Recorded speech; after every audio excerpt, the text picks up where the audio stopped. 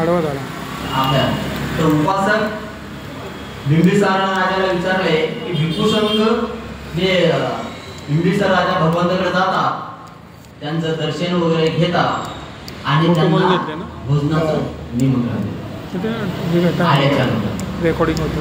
तर तथागते मुग्ध राहून म्हणजे आपली संमती दर्शवितात आणि त्यांचे निमंत्रण स्वीकारले असे गृहीत धरले जाते.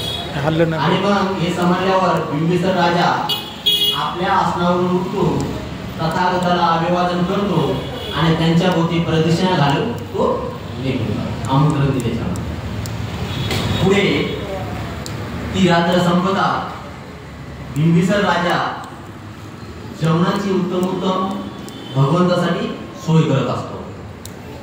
त्यावेळी दुसरी रात्र संपतात. भगवान भोजन तयार आहे असा त्यांना निरोप पाठवला जातो आणि भगवान दुसऱ्या पहारी आपलं चिवर परिधान करतात आणि चिवरदार परिधान केल्याच्या नंतर राजाच्या गृहप्रवेश करतात. तर त्या ठिकाणी जेव्हा परंतु हा जो भाग आहे की भगवंताला ज्ञान प्राप्ती झाल्याच्या नंतर येत असतात भगवान बिंबिसार राजाकडे आणि त्याच्यानंतर एक जेवणाचा कार्यक्रम ठेवला जातो. कारण भगवंत सिद्धार्थ म्हणतात की मला बिंबिसार राजाने मला आठवणी देताना की मला बिंबिसारला ज्ञान प्राप्त झाल्याच्या नंतर बिंबिसार राजाने मला बोलवलं होतं म्हणून हे भेटण्यासाठी येतात आणि त्या काळाचा हा भोजनाचा कार्यक्रम बिंबिसार राजा करतो. पण त्यावेळेस भगवंत ही एकटे नाही, जवळपास त्यांच्या बरोबर भिक्खुसंघ, काश्यप बरोबर त्याचे बंधू काश्यप हे तिघं मिळून त्याच्याबरोबर 1000 शिष्य घेऊन येतात आणि त्या 1000 शिष्याचं भोजन खाण्याची सुविधा सगळी तयारी बिंबिसार राजा करत असतो त्या काळात. म्हणून बिंबिसार राजा खूप श्रद्धावान असतोय आणि भगवंताचा जेव्हा उपदेश ऐकल्याच्या नंतर जेवढ्या त्यांनी गोष्टी सुख सुविधा केलेल्या असतात म्हणजे एकदम आनंददायी जीवन जगलेला असतो तो तरच त्या जीवनाचा तो परत त्याग करत असतो. मग हे भगवंत त्यांच्या भिक्खुसंघ ते येतात. तथागत बिंबिसार राजाकडे मार्गाने निघाले. तिथे गेल्याच्या नंतर त्यांच्यासाठी सिद्ध केलेल्या आसनावर भिक्खुसंघ बसतात आणि बिंबिसार त्या पंक्तीला पण असतो आणि ते सगळे बसल्याच्या नंतर बिंबिसार राजा स्वतः आपल्या हाताने सगळ्या भिक्खुसंघाला जेवण देत असतो. जेवण तथागताचं भोजन झाल्यानंतर तथागत भिक्षापात्र देऊन स्वच्छ करतात आणि बिंबिसारा राजा मग त्यांच्याजवळ जाऊन बसतो. त्यांना त्यांच्यासाठी जेवण झाल्यानंतर आसन टाकले जाते आणि मग बिंबिसार राजा परत भगवंताजवळ जाऊन बसतो. त्यांच्याजवळ बसल्यानंतर बिंबिसार राजा विचारू लागतो की तथागत त्याला निवासाची जागा कुठे शोधायची ते विचार करतात. भगवंताजवळ बसल्याच्या नंतर ते विचारतात की बाबा तथागतांना कुठे जागा दिली पाहिजे. हे जे दान देतात ते भगवंत बिंबिसार राजा पहिल्यांदा दान देतात हे पहिलं दान आहे भगवंताला. तर ते विचार करतात की भगवंताला दान द्यायचंय पण कुठलं देवा विहारासाठी किंवा राहण्यासाठी. मग विचार करतो बिंबिसाराच्या मनातल्या मनात की आपल्या विर्याच्या जास्त लांब नसावं आणि जवळ नसावं. आता लांब का नसावं कारण लोकाला जाण्या येण्याचं सोयीस्कर असलं पाहिजे भगवंताकडे जाण्यासाठी. आणि लांब का थोडं असावं कारण तिथं शांतता असली पाहिजे भगवंतासाठी. हा विचार करतो आणि त्याच्यामध्ये मनामध्ये मग असं लक्ष करत असताना मला चिंतन करत असताना त्याच्या लक्षात येत आहे की माझ्याजवळ असलेला वेळ कोण आहे. आणि मग तो वेळोवरून लक्षात येतं त्याच्या आणि मग नंतर भगवंताजवळ जातो आणि बिंबिसार राजा आपल्या सोन्याच्या पात्राने राजा पाण्याने भरलेले सुवर्ण पात्र घेऊन भगवान बुद्धांना दान देताना तो म्हणतो की भगवान ज्याचे प्रमुख आहात त्या भिक्खुसंघाचे माझे वेळोवर उद्यान दान देत आहे आणि ते तथागताने स्वीकारतो.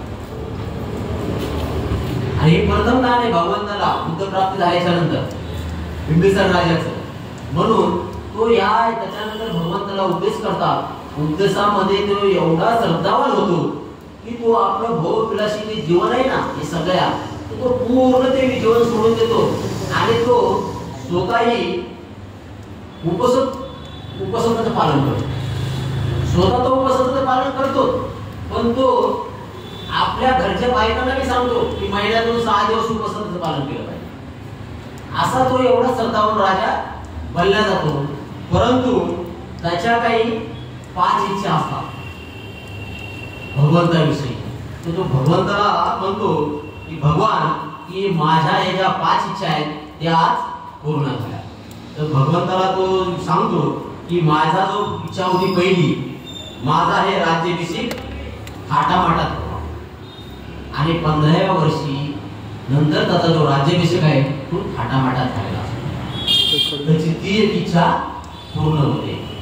त्याच्यानंतर मी राजा झाल्यानंतर साक्षात सम्यक संबुद्धांनी माझ्या इकडे यावे आणि त्याची ही दुसरी इच्छा भगवंताला बुद्धत्व प्राप्त झाल्यानंतर ही त्याची दुसरी इच्छाही पूर्ण होते आणि साक्षात तथागत त्यांच्याकडे जातात. आणि ती तिसरी इच्छा असते तो म्हणतो माझ्या राज्यात बुद्ध येतील तेव्हा मला त्याची सेवा करण्याची संधी मिळेल.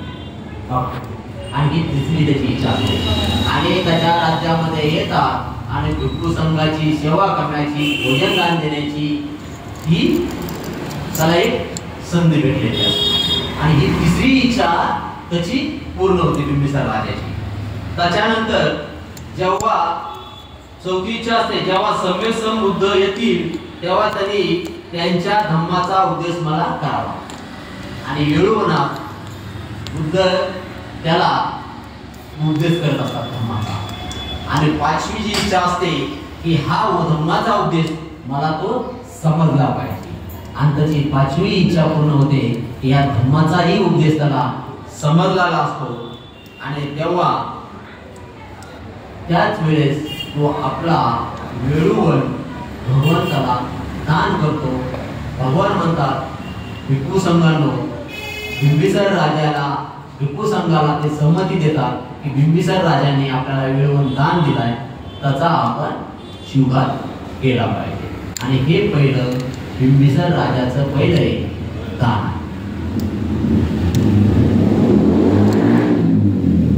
इथे आपलं काम संपलं.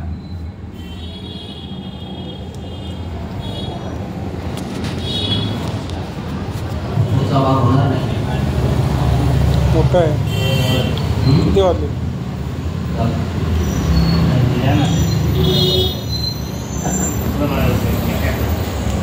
किती वाजले? 2 वाजल्यावर काय पूर्ण करूया.